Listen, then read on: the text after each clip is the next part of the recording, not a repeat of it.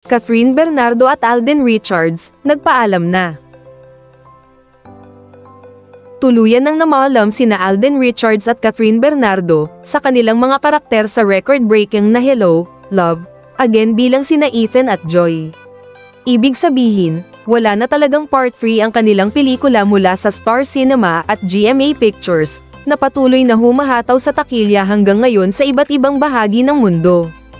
Finally, nag-sign off na nga sina Joy at Ethan, mula sa itinuturing na ngayong top-grossing Filipino movie of all time mula sa direksyon ni Cathy Garcia Sampana.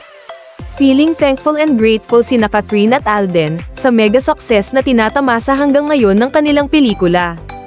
To everyone who joined us in this journey, know na hindi namin makakalimutan ng experience na ito as much as you guys are to it also, say ni Alden sa panayam ng 24 na oras weekend.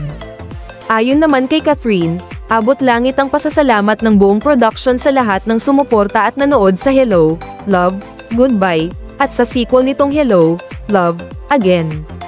Hindi namin ito magawa, nang wala yung suporta na iyon, and that support motivated us and kept us going, ayon kay Catherine.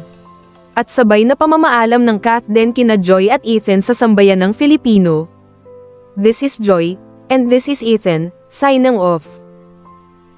Samantala, gumawa na naman ng bagong kasaysayan ng pelikula, matapos itong magkaroon ng special VIP screening at Thanksgiving party sa Taguig City with showbiz and political personalities.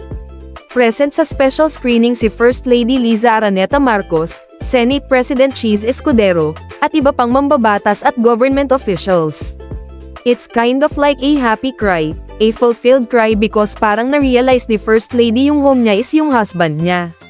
The film resonates with a lot of people in different ways, say ni Alden. Sabi niya it was a good kind naman, so na-enjoy niya yung journey ni Ethan at Joy.